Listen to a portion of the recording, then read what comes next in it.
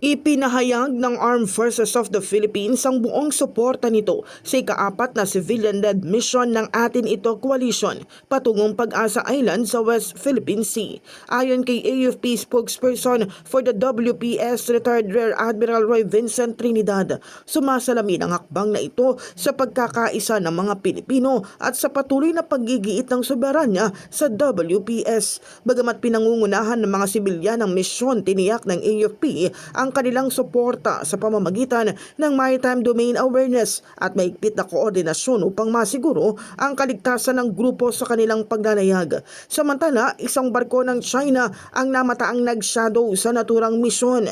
Ayon sa Atin Ito Coalition, alas 7:20 ng umaga kanina nang mamonitor ang isang China Coast Guard vessel na may bow number 3103. Tinatayang nasa 3.2 nautical miles lamang ang layo nito mula sa barko ng grupo na MV Kapitan Felix Oka. Sa ngayon, wala pang opisyal na kumpirmasyon mula sa mga otoridad hinggil sa presensya at layunin ng naturang barko ng China.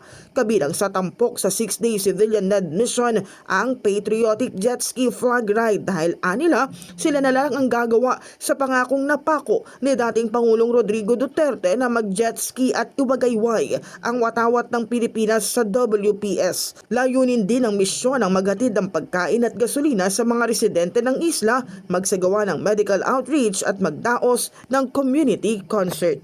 In the heart of changing lives, ako si Brigada Cass Austria ng 105.1 Brigada News sa FM Manila, the Music and News Authority.